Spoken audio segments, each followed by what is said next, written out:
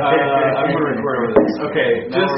Just for the sake of the tape, we don't have any fun while the tape is off at all here. We're serious all the time, and we always have quizzes. Hard ones, though.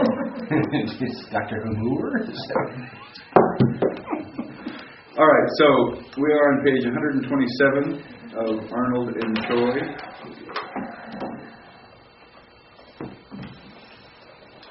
And we're talking about adverbs to begin with tonight. Remember, adverbs fall under the category in our grammar of particles. So what does an adverb do? Well, an adverb does a lot of things. I mean, you might say basically an adverb modifies verbs, but adverbs can modify other things as well. Adverbs are pretty flexible. Many parts of speech are flexible, and adverbs are particularly flexible.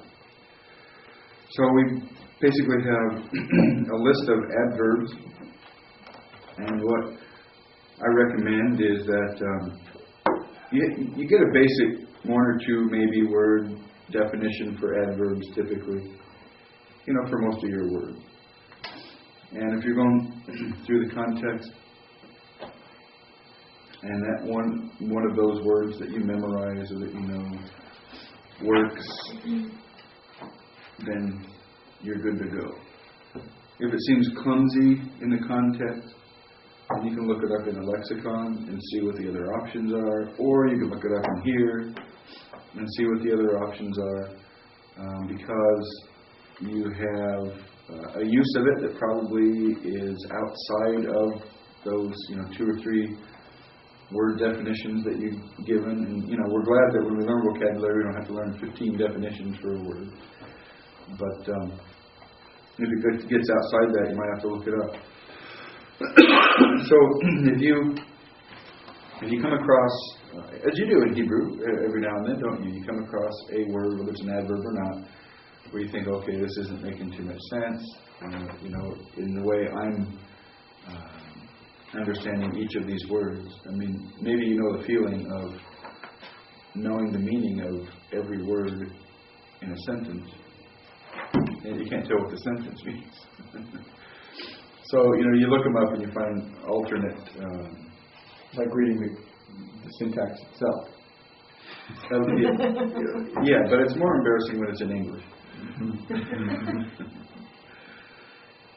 Or if you are going to do some extensive exegesis, on a passage, you really want to know what it means, then you might look up some of the words. Even though you think you know how they're being used, you might look up some of the words and see what alternatives there are, and see if something fits better than what you're thinking at the time. So that's how I would suggest that you go about using, really, for all of the syntax.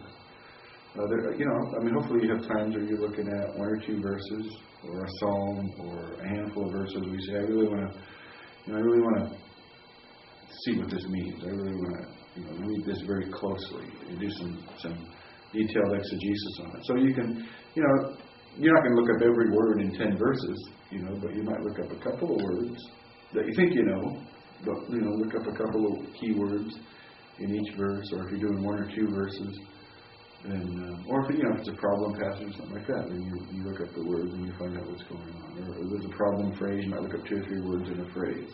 Matters class you're in. Depends on what purpose you have. Well, I'm thinking of, I guess I was being optimistic. I was thinking of actually beyond seminary when you still might be using your Hebrew, but there's a value. That's pretty rare. Whenever you're supposed to do that. Yeah, that's a little bit more rare than we'd like to think. All right, so adverbs. The first adverb you have is os or osai. You typically translate this as then in a temporal sense, but just as in English, the word then can have a logical meaning as well. It can be used with a sense of condition. It can introduce the apodosis of the if-then clause, the then part of the if-then clause. And so it really is used similarly to how the word then in English is used. I'm not going to go through all of these words in this way. Let's see if we can pick out some of the ones that are used more popularly. If you look at page 130, you see all. It says it's translated much like low, but all may be found in specific construction. So all is used as a prohibition. Typically negates imperatival forms to denote a specific or immediate prohibition. So do not rejoice. And there's a difference here between the use of low. Low can mean a permanent negation, never rejoice. And it would be odd to see a verse of Scripture say never rejoice, wouldn't it? But do not rejoice means in this circumstance at this time do not rejoice. And so all fits that. Excuse me. All right. And then there's negative volition as the negative of the modals jussive and cohortative. All expresses their same nuances negatively, usually in the form of a negative wish or negative prayer. Do not let them or let there be no strife between me and you, those kinds of examples. So that's good to make a note of all.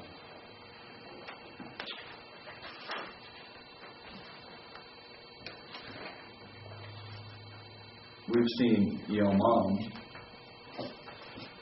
Sorry, it's not yo mama. Yo mom on page 134, meaning today or by day, basically. So day by day. Notice in his outline, by the way, when we looked at some of the other ones, we have A, and then he gives the title, and B, and C. Here we have no A. Why do you suppose we have no A on this one, yo mom? Because that's all it means. Because there's no B. If you have an A, you have to have a B. Oh, I see. Do you see? That's very clever. And so you can see that on That's good. Well, you'd be surprised grading outline, as I used to do a lot, how many times you can say that in class and still get outlines with A and no B. The idea is that outlines indicate divisions of thought, and you can't divide something into one. No, I was commenting on his C. I mean, I understood what you were saying. Yeah, I know. It was funny. Oh, okay. Yeah. I didn't want you to think I wasn't making fun of you. No, I know that. But but it is remarkable. It is remarkable how many times you can say that in a college class, for example, and still get outlines come back with A's and no B's, ones and no twos, you know. You were a full-time seminary professor at one point? I was a full-time college professor at one point. I've only ever been a part-time seminary professor. In college, were you teaching religion classes? Bible, Greek, theology. Yeah. There's a Bible college. All right. It's interesting. We've seen Yo Mom a couple of times in our reading, haven't we? Now, key.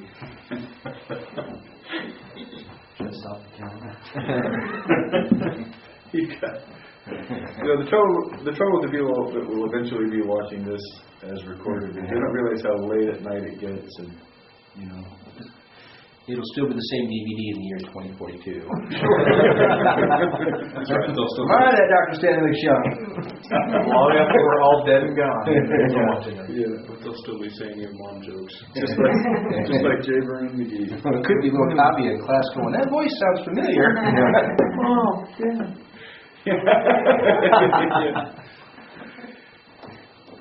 Was that your mom in that class? Oh, that was close. Had a mouthful of coffee. That was Hey. All right. Zing! Are great. There you go. All right, so the bottom of page 135, key. The particle key has a tremendous variety of uses, several of which have adverbial force.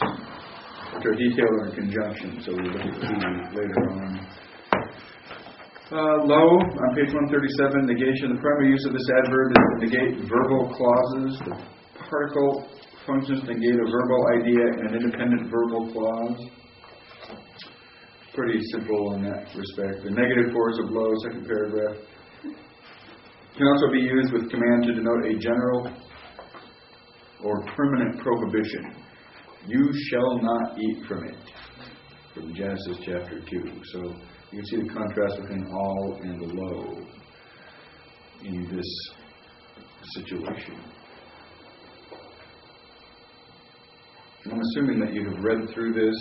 I mean, if you have questions, please by all means stop me. Somebody stop me.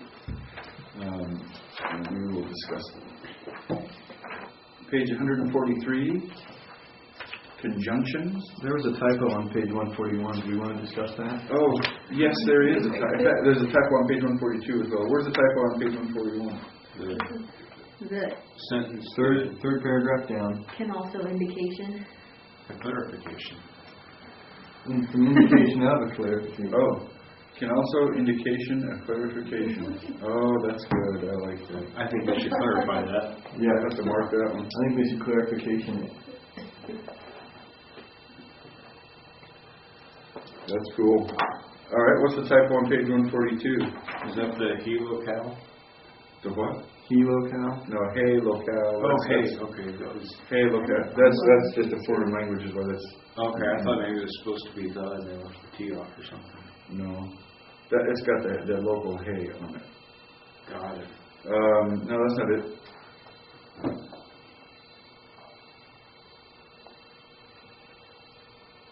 It's obvious. You don't even have to read the page to see it. Is it 4.2 dot? It's the A without the B. It's a A without the B right there at the bottom of page 142. Can't you see it? Even editors sometimes can't. You can see it. It shouldn't be there. Ooh, that was good. Even editors sometimes. That was the email line. All right, conjunctions. Junction. Conjunction, junction. What's your function? What is it? Picking up nouns and making it function. Well, You can sing, but can you remember the lyrics? No. hooking up words and clauses And phrases. phrases. Yeah. I'm just a bill. All right, so conjunctions do just exactly that. You can read these, I think, and understand and get it. Ing has a lot of different forces, and we will. As does he. Yeah, if we think of it as if, but there are a lot of times when if just doesn't work, and so you have to look. Much of this information you can see in a lexicon as well. That really was a hard part. Reading it was easy enough, but because it's not even contextually if. It's like if, unless, then, let's see. I mean, it really meant so many things that it didn't seem to make a lot of sense. Yeah, it's a very, very flexible and useful word. So you have to kind of look at that. Vav, again, as you might imagine, has a variety of uses. Variety. Yeah. Of the Henidays, which I didn't quite understand. Okay, 148, hendiatus. In fact, that's from three Greek words, hen meaning One. dia meaning Through. dis meaning two, 1 through 2. So what that means is, and it's something you see a lot in Hebrew, one concept communicated with two words. You see an example. True faithfulness, where the Hebrew says